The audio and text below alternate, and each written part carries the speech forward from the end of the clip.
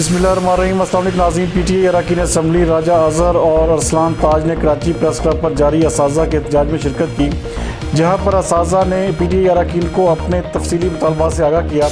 हमारे नुमाइंदा खसूसी जावेद इब्राहिम मकी के मुताबिक PTA अरकान असम्बली का कहना था कि असातिज़ा के पुरअमन एहतजाज के दौरान तशद्दुद और बिला जवाज़ गिरफ्तारियों और झूठे मुकदमात दर्ज करने की मज़म्मत करते हैं।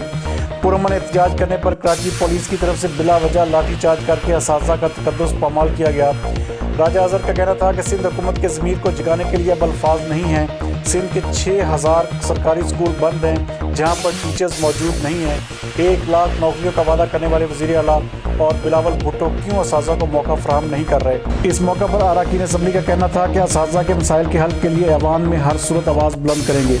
मज़ीद इस हवाले से देखते हैं ये रिपोर्ट। जिनसे सबक हम हासिल करते हैं उन्हीं को गुलाम बना के और उन्हीं से इनके ऊपर तशद्दुद कराया जाता है, उसकी सख्त मजम्मत करते हैं। लेकिन सिंध गवर्नमेंट कब तक की लॉलीपॉप देती रहेगी? एक न एक दिन तो लावा फटना है।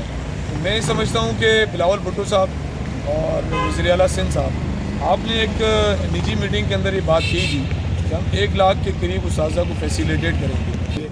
आज हमने PTA के बिहाफ पे यहाँ पे इनसे बात की, इनके इश्यूज़ को सुना और इंशाअल्लाह ताला मेहमान लेंगे और इसके अलावा भी इस इशू के ऊपर बात करेंगे और कोशिश करेंगे ये मसला जल्द से जल्द